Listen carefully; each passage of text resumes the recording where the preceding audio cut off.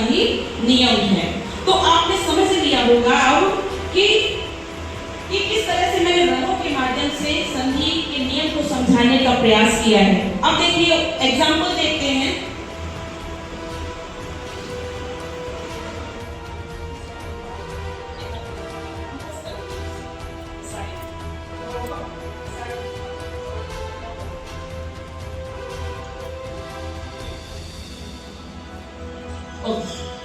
अब देखिए जब मैंने आपको समझाया दीर्घ संधि तो कैसे अ और ई को शब्दों के माध्यम से हम मिलाते हैं, कैसे संस्कृत में इसका प्रयोग करते हैं।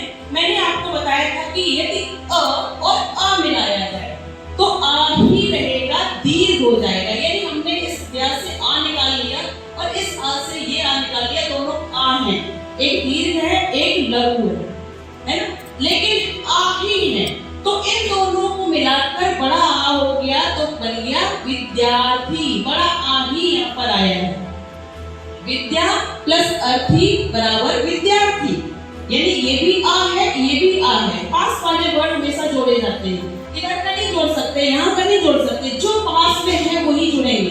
भाई हड्डी को अगर हम जोड़ते हैं जुड़ी हुई होती है, जो इधर पास में है और इधर पास में वही जुड़ेगा, यहाँ से यहाँ का नहीं जुड़ सकता है ना। तो उसी तरह से जब हम शब्दों को जोड़ते हैं तो ये अंतिम वर्ड और यहाँ का ये प्रथम वर्ड ये भी आपस में जोड़ेंगे, तो ये भी आ है और ये भी आ है। विद्या में आ है तो इस तरह से विद्यार्थी बना।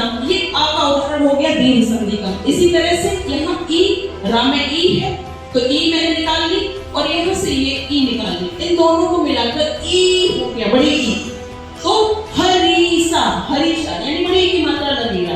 तो कहने का मतलब है ये ई छोटी और ये बड़ी ई दोनों मिलाकर बड़ी ई ही बनेगी। जैसे कि मैंने बताया था कि सफेद में सफेद मिलाएंगे तो सफेद